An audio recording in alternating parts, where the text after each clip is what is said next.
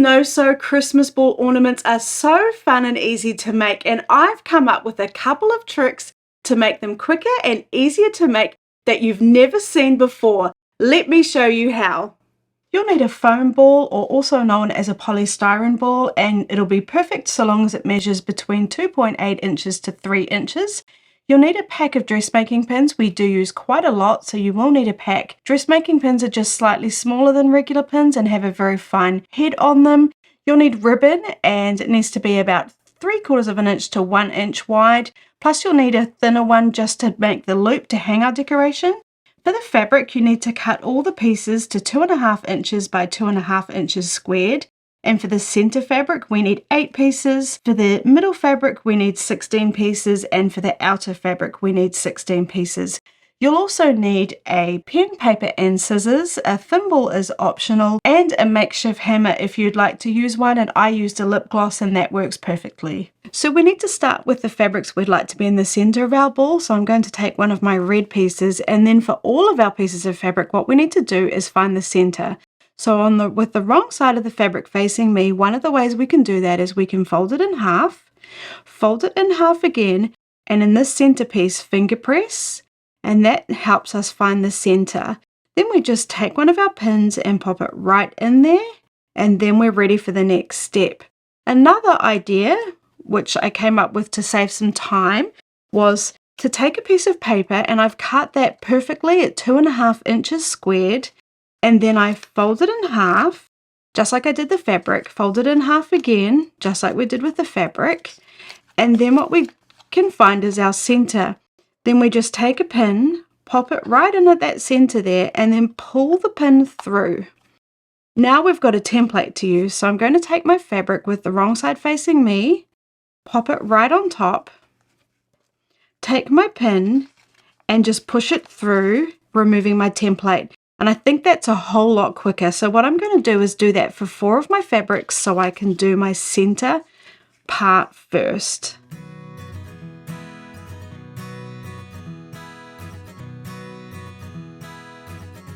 Okay, so now moving on to the next step.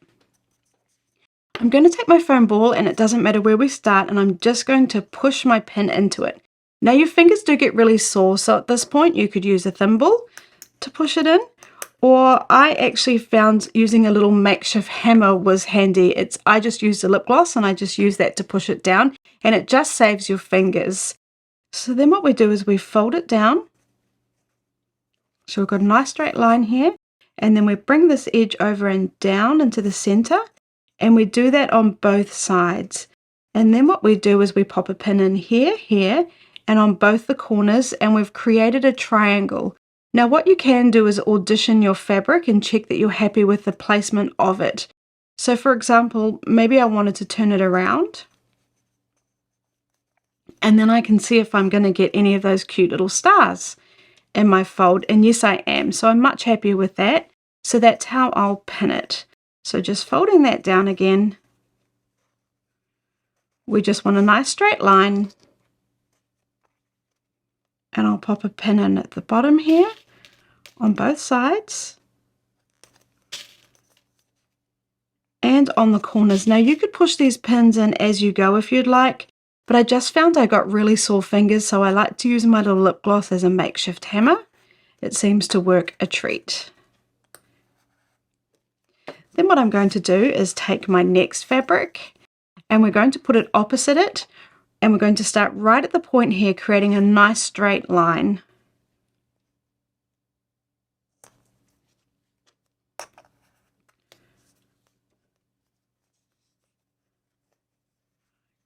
Okay, and then we're folding it again, remembering you can check the placement of your fabric if you'd like to, and then popping in our pins.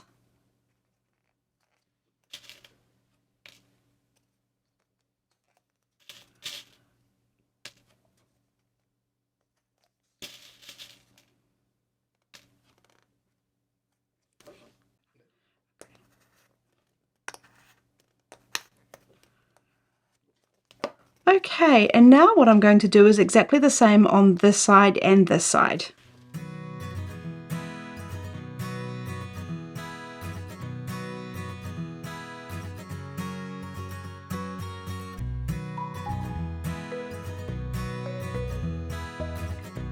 So I've finished all 4 pieces now, and you can see I've got a line going straight across there and a line going straight across there, and that's perfect. Now what we're going to do is come along and do our next layer. So you can do this by eye if you'd like, but I find it's much easier to measure because I'm just not good at doing things by eye sometimes, especially when we need it to be consistent. So the first row that I'm going to do are just the straight down and across. We're not going to worry about the 2 lines on the diagonal. So I'm just going to take my ruler, and from the center, I'm just going to mark 1/2 inch. I'm just using a washable marker so that if we can see it, I can just wipe it off.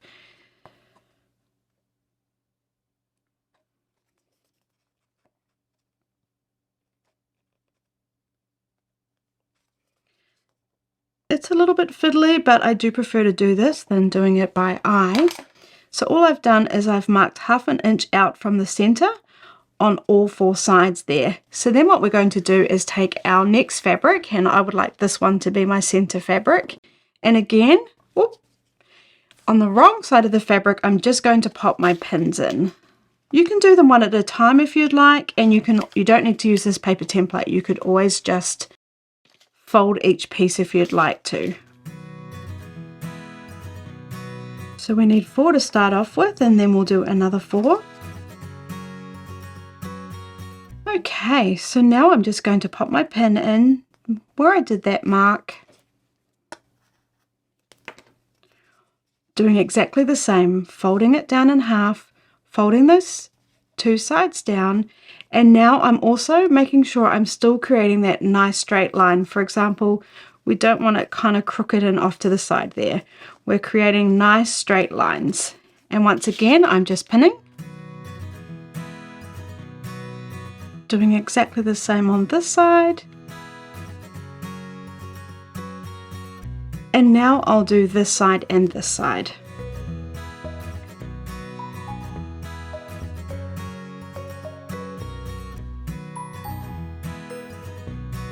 So now I've done the first row for our middle section. You can see a pattern starting to form here, and once you get the hang of it, you can really play around with the pattern. What I'm going to do now is I'm just going to take my marker and I'm going to mark 1/2 inch or just a little bit more on all the diagonals this time. So I find it does look better if you go just a little bit past that 1/2 inch. Just a titchy bit. And now I'm just going to repeat exactly the same process and putting my fabrics on each of those markings. So there we go, we've done our middle row. Now isn't that looking super cute, and you really can see it come into shape now. Now the next row is really a personal choice. You can either start the next row on the diagonal there, or coming down again on the straight and across. I'm going to do that. So all I'll do is exactly the same. I'm just going to mark 1/2 inch from that point there on all 4 sides. And I'll just carry on now doing exactly the same.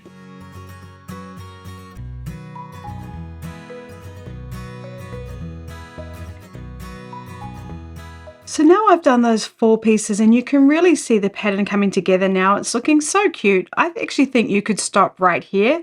I think that looks lovely, but we'll do one more round. And all I'm going to do is mark 1/2 inch and just a little bit over on these 4 pieces, which are on the diagonal, and then I'll carry on as we have been.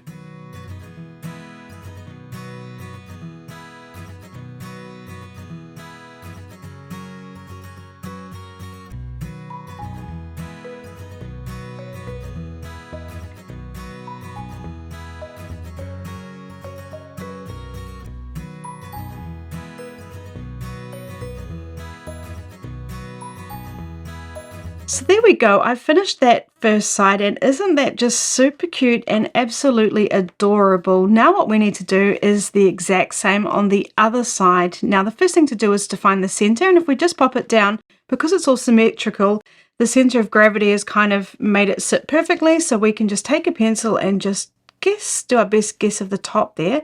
So I'll just mark where I think is the top. Now, if we just randomly start, we might have those points coming in at different areas on the back. And personally, that doesn't bother me. But if you'd like to try and make it perfect, what you could do is find those straight lines that you had and just try carrying them on to the center there. Find that one. And I'm really just guessing here. That one. But I guess it would be better than just starting anywhere and then being completely off. Well, that's my thinking anyway. So there we go. And it has matched up almost exactly in the center there. So I'll probably go right there as my center. So all I'm going to do now is do exactly the same, starting in that center point and using those lines as my guide to get my straight up and down and across. So I've finished both sides now, and that looks really cute. Just by eye, it looks pretty even. I'm really happy with that. I mean, if we look at these lines here, they're not quite lining up perfectly, but I think that's fine. Then I'm going to take my thicker ribbon and I'm just going to wrap it around where all the pins are. And then I'll cut it with a little bit of excess, say about 1/4 of an inch to 1/2 an inch.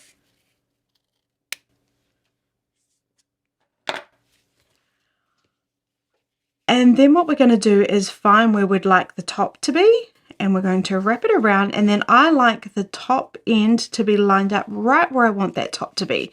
And I'm also just making sure I'm covering up all those pins.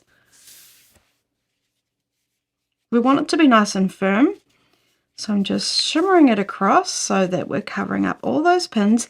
And if any pins are showing, what you can do is just move them over so they can't be seen, or even remove them if they're sort of underneath a couple of layers and not really critical to holding it all in place. So that's looking really good, and I've got that edge there lined up with my top, and it's nice and firm. So once I'm happy, I'll just take my pins and pop them in there to hold it in place. Push them down. Okay, and then I'm going to get my thinner ribbon, and that's going to be my loop, and all I'm going to do is fold it over like that, so we've got a loop at the top. I've got both the good sides facing me. I'm not facing it with the wrong sides together. I've got the good side here and the good side here, so it's kind of looping over there. That's the best way for it to hang on the tree nicely. I'm just going to line up those edges at the bottom, and then what I'm going to do is place it right on top where I want the center top to be, and then I'm just going to make sure it's looking all nice and tidy there, and then I will just pop in a couple of pins just to hold it in place,